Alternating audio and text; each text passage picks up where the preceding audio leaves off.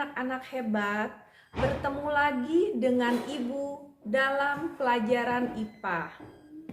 Semoga kalian hari ini dalam keadaan sehat dan siap untuk mengikuti pembelajaran. Oh iya, sebelum memulai pembelajaran, mari kita berdoa menurut agama dan kepercayaannya masing-masing. Anak-anak hebat, materi kita yang terakhir yaitu tentang campuran. Masih ingatkah kalian apa itu campuran? Benar, campuran adalah suatu materi yang terdiri atas dua zat atau lebih yang masih memiliki sifat zat asalnya. Nah, contoh dari campuran yaitu larutan asam, larutan basa, dan larutan garam yang akan kita pelajari pada pertemuan kali ini. Ciri larutan asam, yang pertama rasanya asam. Yang kedua dapat menimbulkan korosi atau karat. Yang ketiga mengubah warna lakmus biru menjadi merah. Contoh benda yang mengandung asam yaitu jeruk, lemon, tomat, dan cuka. Larutan asam memiliki banyak sekali manfaat.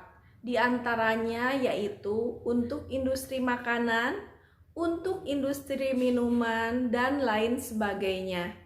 Di samping memiliki banyak manfaat, larutan asam pun bisa mengakibatkan efek negatif, yaitu terjadinya hujan asam. Bagaimana proses terjadinya hujan asam? Hujan asam terjadi jika gas belerang dioksida atau SO2 dan nitrogen oksida atau NO di udara tinggi. Gas-gas tersebut kemudian akan bereaksi dengan air atau H2O di udara yang akan menghasilkan asam sulfat atau H2SO4 dan asam nitrat atau HNO3 serta asam-asam lainnya. Ketika terjadi hujan, maka air yang dihasilkan bersifat lebih asam, yaitu pH-nya di bawah 5,6.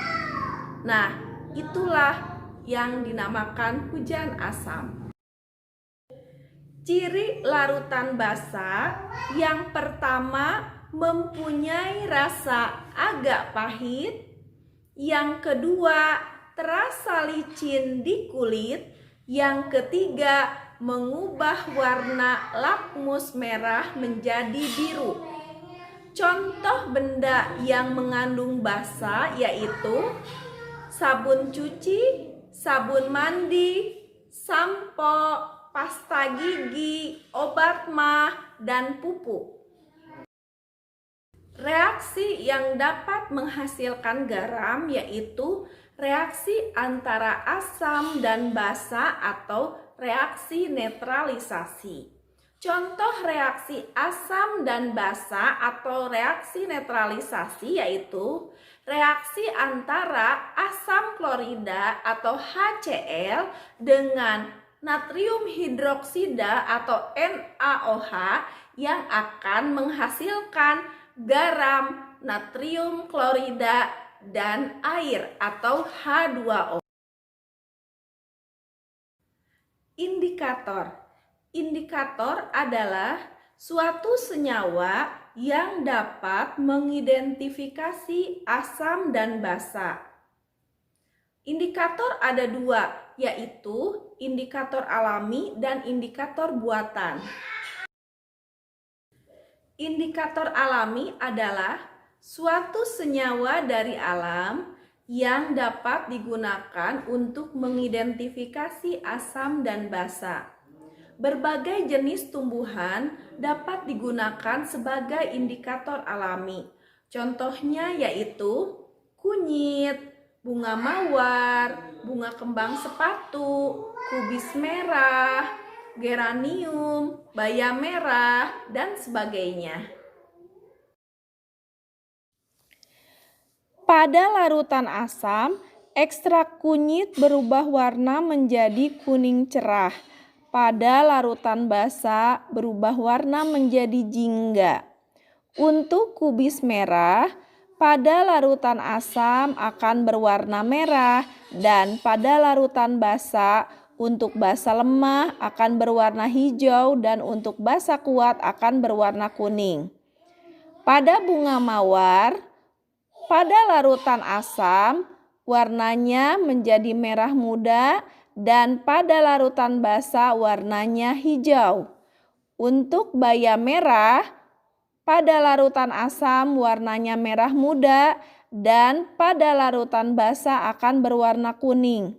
Sedangkan untuk bunga sepatu pada larutan asam warnanya merah cerah dan pada larutan basa akan hijau.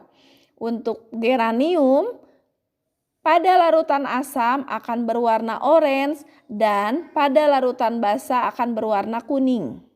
Indikator buatan adalah senyawa buatan yang dapat digunakan untuk mengidentifikasi asam dan basa.